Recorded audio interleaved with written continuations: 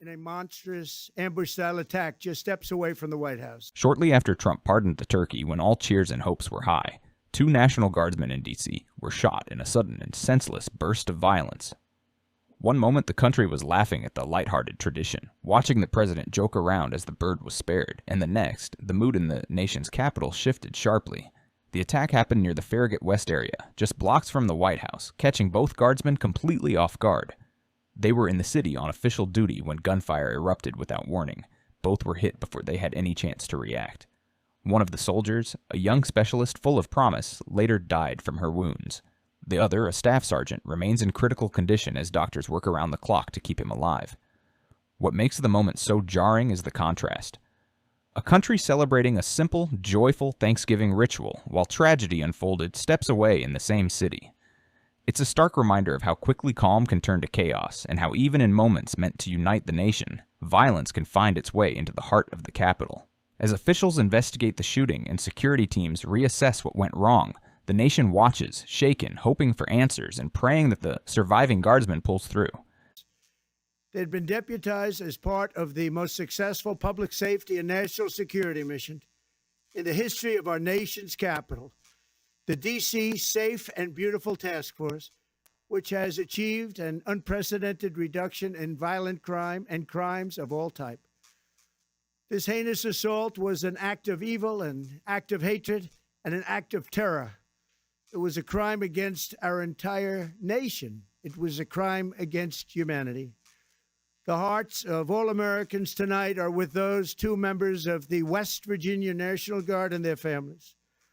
The love of our entire country is pouring out for them, and we are lifting them up in our prayers. As we are filled with anguish and grief for those who were shot, we're also filled with righteous anger and ferocious resolve.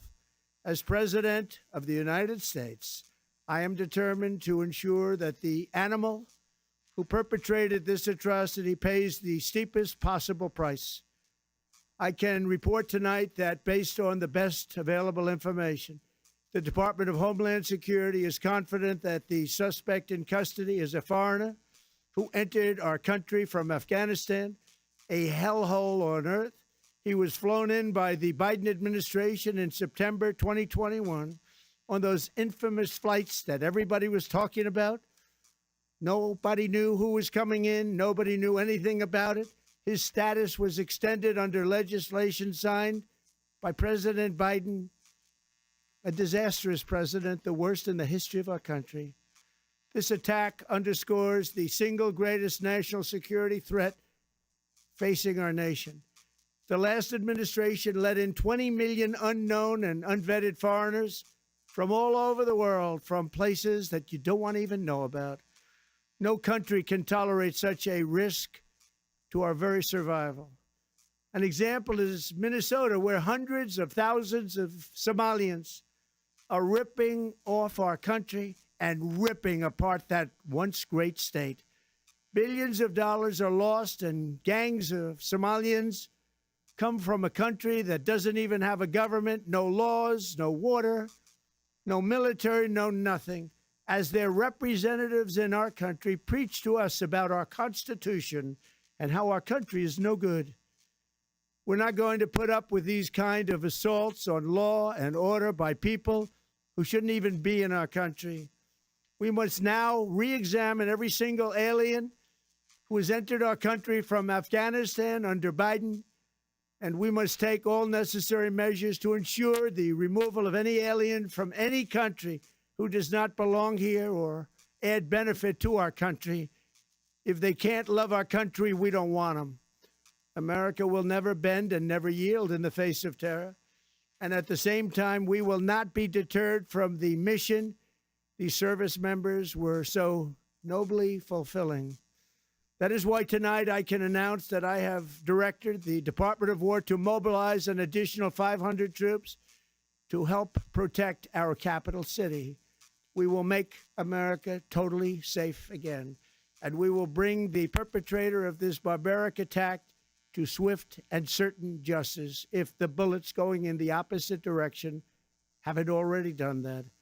During this time of the year, when we gather at home with loved ones, These two patriots were wearing the uniform of our country, patrolling the streets of our capital. They had taken a selfless oath to defend our nation against all enemies, foreign and domestic. And that is exactly what they were doing when they were gunned down in a savage attack. I want to express my extraordinary gratitude to every member of the United States military who is deployed tonight at home and abroad. I also want to thank the Secret Service and the D.C. Metropolitan Police Department for their work today. This Thanksgiving, I ask every family to say a prayer for the two great heroes who were so horribly shot, and for their loved ones. Please say a prayer. May God bless them and comfort them, and may God bless and protect the United States of America. Thank you and good night.